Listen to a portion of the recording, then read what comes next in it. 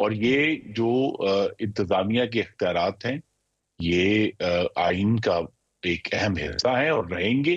اور اس پہ اختلاف رائے تو جمہوریت میں سمجھیں کہ وہ ہوا ہے جس میں ہم سانس لیتے ہیں. تو اگر کوئی اختلاف کرتا تو پھر آپ اجازت دے دیں جلسہ کرنے کی. خرم صاحب آپ مینار پاکستان پہ وہ کہتے ہیں ہمیں جلسہ کرنے دیں، آپ نہیں کرنے دیتے. پھر یہ جمہوریت کا یہ حسن بھی نظر آنا چاہیے نا سر. میں پھر بڑے ادب سے عرض کروں گا کہ 5 رینجرز اور 1 پولیس مین کی شہادت جو پی ٹی آئی کے ہاتھوں ہوئی وہ جمہوریت نہیں تھی، وہ احتجاج نہیں تھا، وہ سیاست نہیں تھی.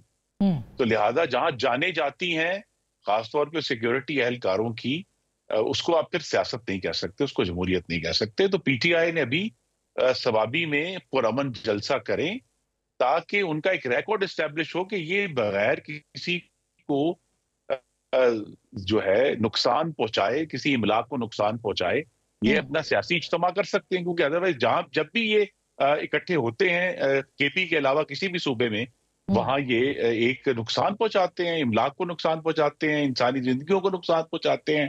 جو عام پرامن شہری ہیں ان کے کاروبار اور روزگار اور ان کے معاملات کو نقصان پہنچاتے ہیں. تو اس لیے آپ جمہوریت کی یہ شق جو ہے اس کے اوپر بالکل عمل درآمد نہیں ہونے دیتے کہ بھئی پنجاب کے اندر کوئی اجازت ہو ان کو کہ وہ اپنا اظہار کر سکیں. ابھی بھی دیکھیے ریاست کھلونا نہیں ہے جو انوکھے لاڈلے کو بار بار دے دی جائے. جس طرح ان کو کہا گیا ہے یہ اگر سنجادی میں جلسہ کرنا چاہتے ہیں ضرور کریں. جہاں ان کو ڈیزگنیٹ کرتے ہیں ڈپٹی کمشنر وہاں ضرور جلسہ کریں آ کر اور اپنی بات کہیں، روزانہ کہتے ہیں. دوسرا یہ ہے کہ جو پیکا آرڈیننس ہے اس کے بارے میں ابھی مزید گفتگو ہونی ہے. ہم سب کو بیماری کا پتہ ہے.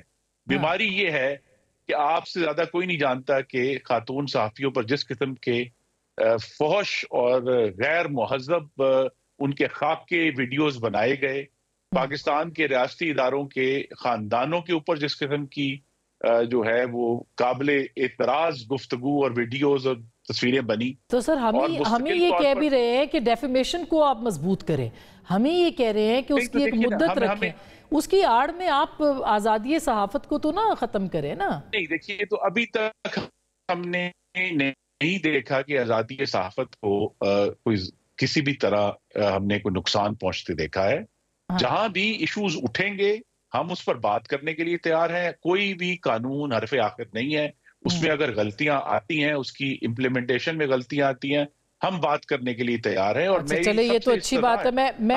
صحافی تنظیموں سے بھی میں یہ کہنا چاہتا ہوں کہ وہ ہمیں یہ جو ایک میلہ الزامات اور جھوٹ اور لائبل اور سلینڈر کا میلہ لگا ہوا ہے، آپ ہمیں بتائیں کہ اس کو کیسے نمٹنا ہے قانون اور آئین کے تحت. اس میں اس کو جو کرمنلائز کیا گیا اس کو ختم کر دینا چاہیے. اس میں بہت سے خیر آفیشل فورمز پہ یہ بات ہوئی بھی ہے اور ہوگی بھی، ہماری تنظیمیں بات کریں. میں چھوٹی سی آئندہ آنے والے دنوں چلے آپ تیار تو ہوئے کہ آپ اس کو چینج کریں. دونوں ایوانوں میں اسلام آباد میں قومی اسمبلی موجود ہے، سینٹ موجود ہے. ہم ہر جگہ یہ بات سننے کے لیے اور اس قانون کو ریفائن کرنے کے لیے بالکل تیار. کی معافی چاہتا ہوں خرم بھائی، اسٹینڈنگ کمیٹیز میں کہیں پر صحافی گئے، ان کی بات نہیں سنی گئی، اس قانون کو بلڈوز کیا گیا.